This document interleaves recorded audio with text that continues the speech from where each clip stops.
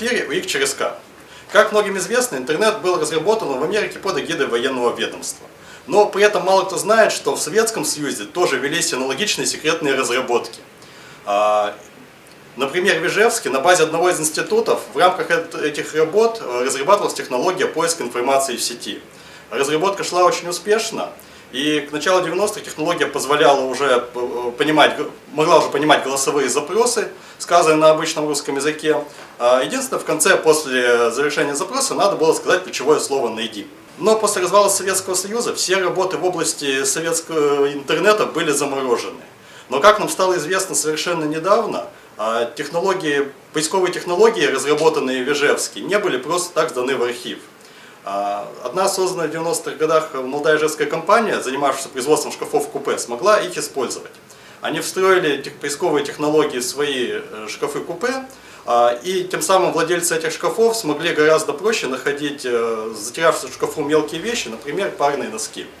Эти шкафы поэтому стали называться шкафы-купе «Найди». Американские спецслужбы, конечно же, очень интересовались советскими секретными разработками. Они исследовали в том числе и устройство шкафов купе «Найди». Например, на многих сайтах видно, что их структура очень напоминает структуру типового шкафа купе. Однако наиболее продвинутая советская технология, связанная с поиском информации, по иронии судьбы оказалась не в руках спецслужб, а была открыта частным лицом, а именно Сергеем Брином, в будущем основателем компании Google. Как известно, Сергей Брин имеет российские корни, и его российские родственники тоже были обладателями одного из шкафов купе «Найди». Сергея очень интересовала технология поиска в этом шкафу купе, и он потратил достаточно много времени и сил, чтобы разобраться с ней. В доме родственников Брина этот шкаф стоял в углу, поэтому в семье бытовала такая фраза «пойди поищи в углу».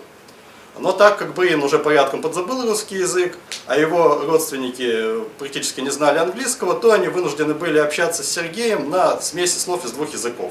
Поэтому фраза «пойди поищи в углу» превращалась в этом случае в «go to Google», что Сергей на слух понимал как единое слово «Google». И поэтому, когда он, разобравшись с этой технологией и реализовав на базе нее свой собственный поисковик, он назвал его этим же самым названием Google. Дальнейшая история хорошо известна.